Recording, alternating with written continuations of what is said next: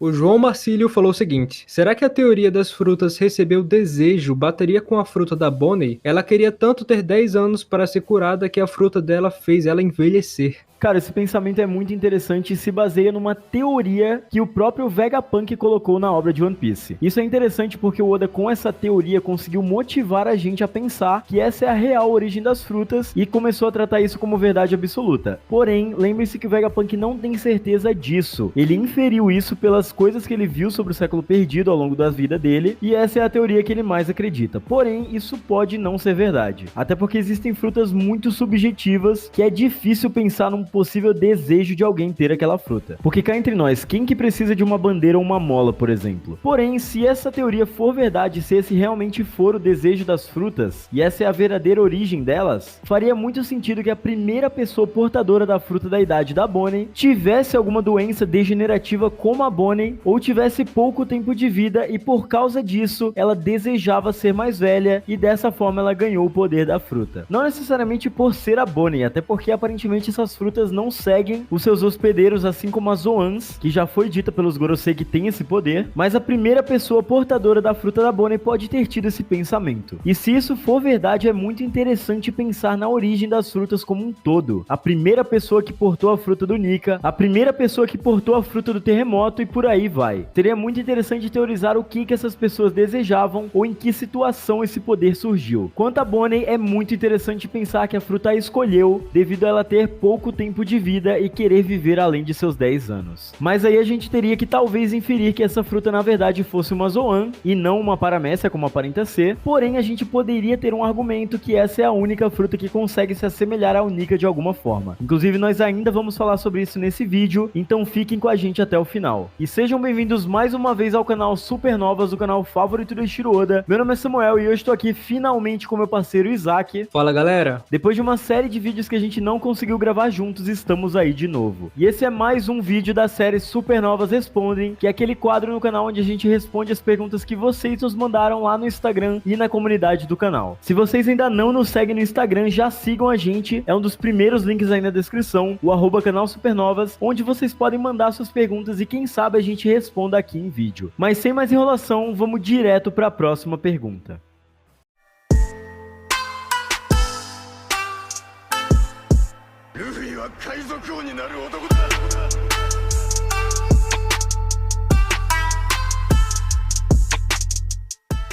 Mas antes de irmos direto para esse vídeo, nós vamos falar sobre o patrocinador desse vídeo. É um aplicativo onde você pode ver filmes, séries, desenhos, animes, jogos de futebol, conteúdo infantil e muito mais. Compatível com quase todos os dispositivos Android que existem. Nele você pode ver One Piece em excelente qualidade, sem anúncios e até ver seu time jogar no seu campeonato favorito. Uma das maiores vantagens é que esse aplicativo é livre de anúncios, então você pode ver seu conteúdo favorito sem aquelas interrupções chatas. E tudo isso na melhor qualidade de imagem, até em 4K. Incrível, né? Nós já utilizamos esse aplicativo, então baixem vocês também. Todos os links estão na descrição e no comentário fixado. Agora sim, vamos voltar para o vídeo. E a próxima pergunta é do Casdaedalos. Desculpa se a pronúncia estiver incorreta. Vocês acham que o robô lá das antigas que despertou, ao invés de ter a consciência do Kuma, tem uma consciência própria dada a ele pelo seu criador? E com isso ele trazer uma revelação sobre o que aconteceu no passado? Eu gostaria que ele tivesse uma consciência, apesar dele parecer um robô sem alma. Um robô que não vai expressar e não vai contar nada pra gente, só vai lutar por algum motivo que a gente não sabe. É legal fazer esse paralelo com o Kuma, porque o Kuma também se moveu muito do nada, ele tava parado e depois, por algum motivo, se moveu e foi para Marejoa, assim como esse robô gigante fez eras atrás, e a gente não sabe exatamente qual foi o motivo. O robô gigante acordou agora recentemente por causa da batida do coração do Luffy, foi o que deu a entender no capítulo. Já o Kuma aparentemente não foi por causa do Luffy, deve ter sido alguma ordem já programada, porque naquele momento, naquele capítulo específico, não tem algo que sugere que foi as batidas do Luffy. Então existe sim uma diferença sobre o movimento deles, um foi por um motivo e outro foi por outro. Da mesma forma que a gente pode lembrar também do Zunisha, que por algum motivo foi até o ano e não fez nada. Já o robô gigante vai ser bem diferente, ele vai fazer alguma coisa, isso é uma certeza. Mas sim, eu gostaria sim que ele tivesse uma consciência, talvez até uma consciência do Kuma, porque ele tem esse poder da fruta da patinha, que ele pode passar para outras pessoas a dor, a experiência, seja lá o que for, talvez até a consciência, a gente não sabe qual é o limite dos poderes do Kuma, e seria bem legal de ver isso. Mas voltando a falar sobre a Bonnie, o Alan falou o seguinte: qual será a limitação do poder da Bonnie? Pois seu poder apresenta ter múltiplos futuros alternativos. Manda salve pra minha...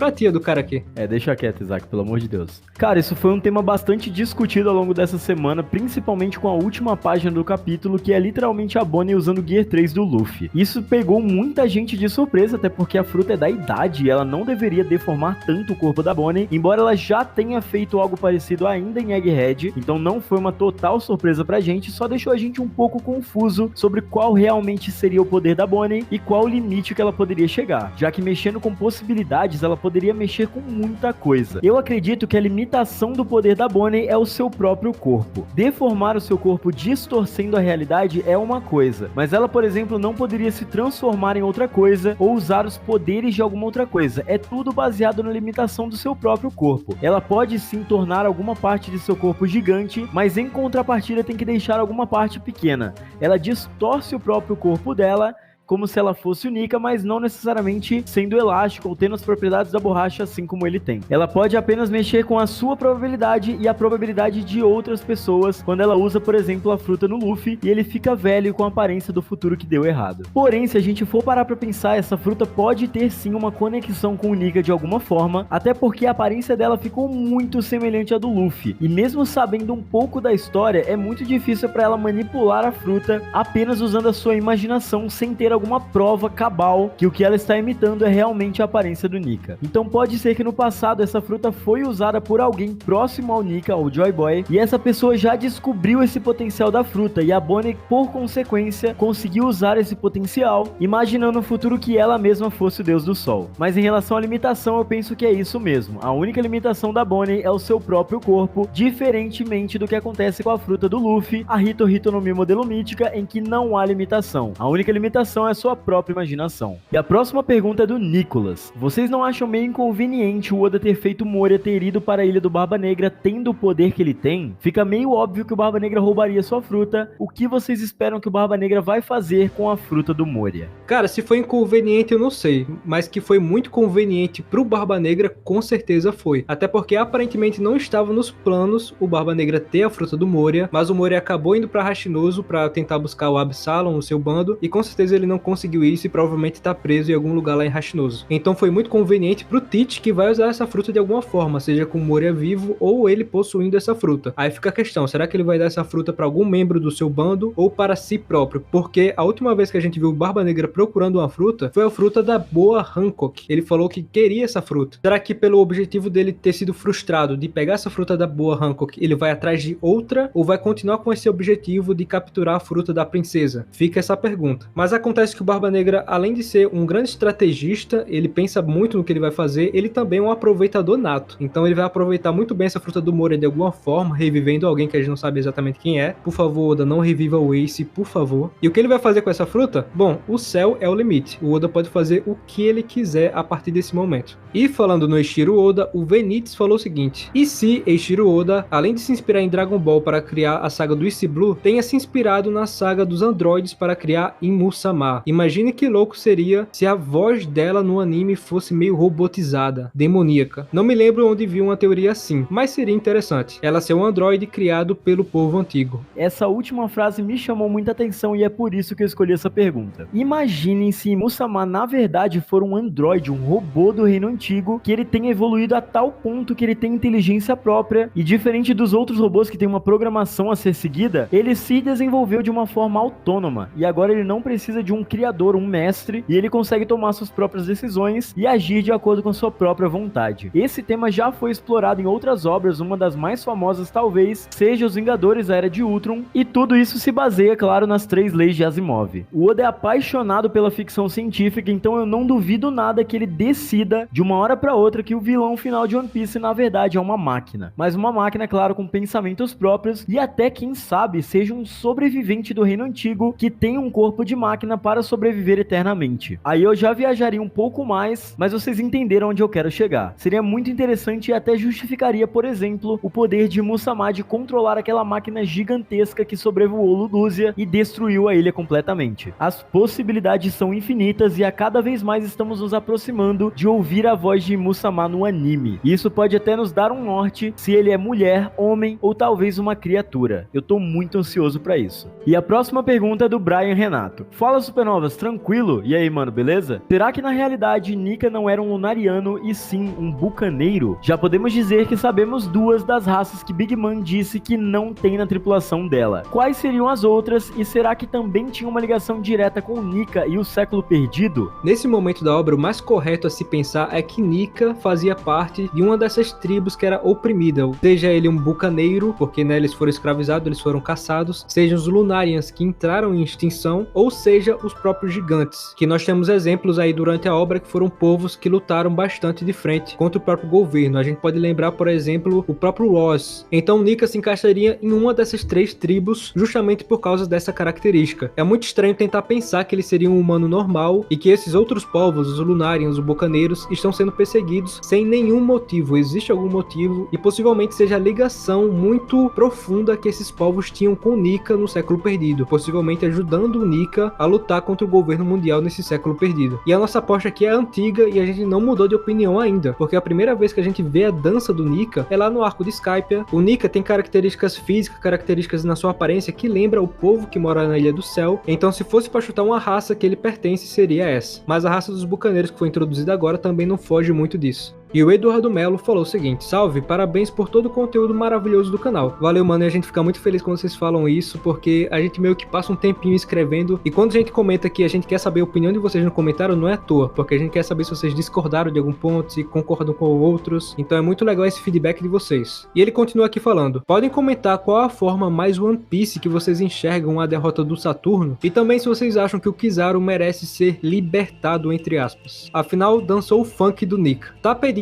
por liberação. Cara, primeiro falar do Kizaru, eu achei maravilhoso ele fazendo a dança do Nika naquele capítulo. E sinceramente, tudo que o Kizaru fizer a partir de agora eu passo o pano. Tá perdoado desde já por qualquer coisa que ele faça nesse arco. Mas vai com calma, Kizaru, por favor. Eu confio muito em você, cara. Imagina se o Akai no começo dançar a dança do Nika também. Aí vai virar festa. Dito isso, a gente vai falar agora sobre a morte ou derrota do Saturno, que precisa acontecer para que os Mugiwaras consigam fugir de Egghead. Cara, a gente chegou num ponto que não tem mais como evitar uma derrota de um Gorosei. A gente já tá quase no fim do mangá. Não tem como ficar postergando isso. Não tem outra forma de sair de Egghead sem que esse Gorosei seja pelo menos atrasado. E cara, como isso vai acontecer é que é a questão. Porque ele tá 100% de sua condição física contra todos os Mugiwaras que já estão cansados de lutar. E principalmente o Luffy, que ele já está completamente exausto. Ele iria ter que passar alguns segundos descansando e isso não é uma opção no atual cenário de Egghead. Então a nossa teoria preferida continua sendo que o robô do Reino Antigo vai intervir nessa luta, segurando pelo menos o Saturno para que os outros possam fugir. E talvez o Kizaru até demonstre que ele está, entre aspas, do lado do bem e não obedeça cegamente às instruções do governo e permita que os Mugiwaras fujam pelas lembranças boas que ele tem de Kuma e pelas lembranças ruins que ele tem de Saturno. Até porque ele fala várias vezes que não é a vontade dele seguir as ordens de Saturno, porque nessa ilha tem um amigo próximo a ele, que é Sentomaru, e outro amigo próximo que é o próprio Vegapunk. E dá pra ver que ele está fazendo isso, entre aspas, contra a vontade, mas ele é um fiel escudeiro da marinha, então ele não pode simplesmente dizer que ele se recusa a cumprir uma ordem. Porém, ainda temos Kuma, que pra gente é uma incógnita, porque a gente só sabe o que aconteceu com ele no passado e não sabe o que está acontecendo com ele agora, que ele está sendo impulsionado a Marijoa e talvez impulsionado até a própria ilha de Egghead. E se isso acontecer, pode ser o último movimento de Kuma, encerrando o arco desse personagem com uma morte que vai salvar os Mugiwaras e a sua própria filha. No final das contas, mesmo se tornando um demônio pro governo, ele vai ser o anjo da guarda que protegerá os Mugiwaras e a Bonnie, que é o seu bem mais precioso. Isso seria um final perfeito e épico, e eu gostaria muito que isso acontecesse, mas sim, o Saturno precisa ser derrotado, ou pelo menos atrasado, para que os Mugiwaras possam sair com vida de Egghead. E é com isso que a gente encerra esse vídeo, galera. Espero muito que vocês tenham gostado. Se vocês gostaram, obviamente, deixa o like, que isso ajuda demais a nossa recompensa a crescer aqui no YouTube, a gente sobreviver aqui nessa plataforma. A gente tá pensando em voltar com as lives, agora com participações especiais de outros canais. A gente tá prometendo isso já faz um bom tempo, mas a gente vai tentar cumprir agora no finalzinho de 2023 ou no começo de 2024. E lembrando, né, 2024 tá acabando, vai ter vídeo aí de retrospectiva e mais teorias pra pensar no que a gente pode receber em 2024, porque o Oda sempre deixa uma mensagem de fim de ano. E lembrando, se você viu esse vídeo até o final, comenta aí Shanks herói. E se você acha que o Shanks não é herói, cara, você tá vivendo da maneira errada, você tá pensando errado. E é isso, galera, valeu! Valeu!